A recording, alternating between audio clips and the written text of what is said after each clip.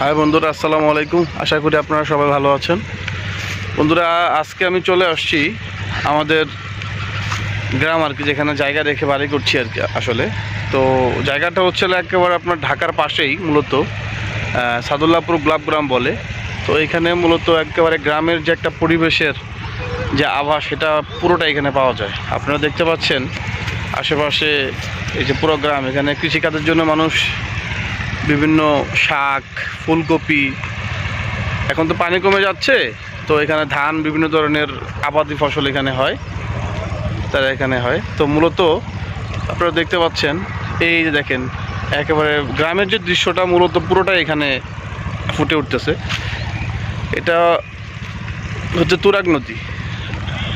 এই যে আপনারা দেখতে পাচ্ছেন কত সুন্দর পরিবেশ, নৌকা, ট্রলার ঘাট।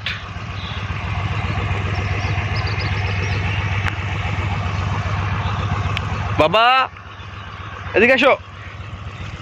বাচ্চাদের নিয়ে একটু বের হলাম বিকেল টাইমটা ঘোরার জন্য।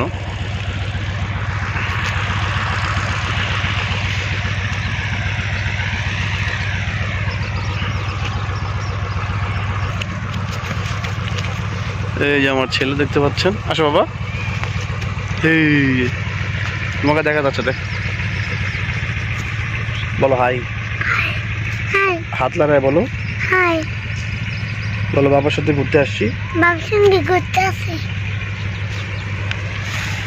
বিকেলের পরিবেশটা আসলে খুবই সুন্দর এখানে। ও ছাগলের সাথে খেলা করতেছে, দেখেন ছাগলের পিছে ভেদ বেরোচ্ছে।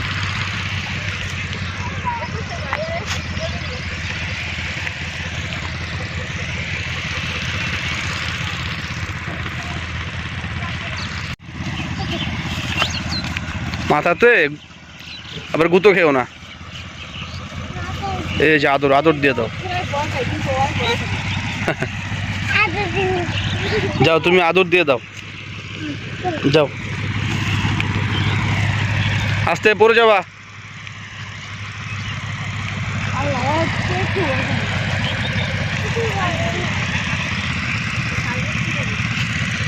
আসো, চলে আসো।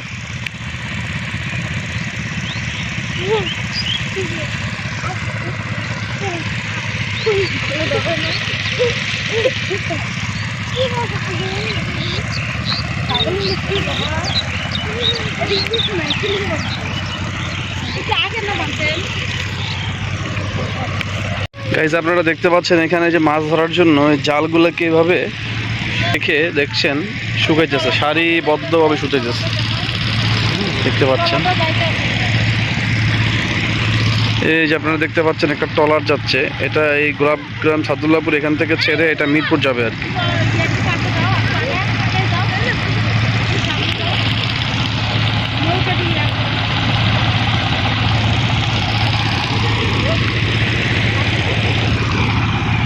এই দেখছেন, দেখতে পাচ্ছেন আপনারা মাটি ফেটে একেবারে চৌচির হয়ে গেছে। মূলত এখানে পানি ছিল কিছুদিন আগেও, তো এখন যে পানিটা কমে যাচ্ছে, পানিগুলো কমে যাওয়ার কারণে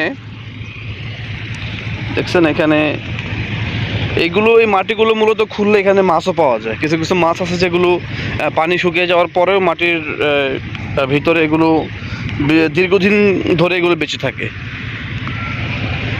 তো অনেকে এখান থেকে মাটি খুঁড়ে আপনার মাছ বের করে। তো এই যে নৌকা দেখতে পাচ্ছেন ঘাটে বাঁধা। গ্রামের পুরো গ্রামের পুরো পরিবেশটা এখানে পাওয়া যায়।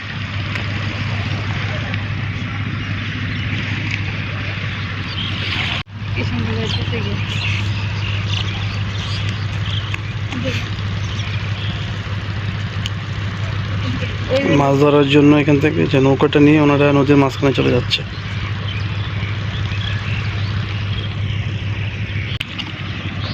তো গাইস, সবাই ভালো থাকবেন, সুস্থ থাকবেন। আসসালামু আলাইকুম।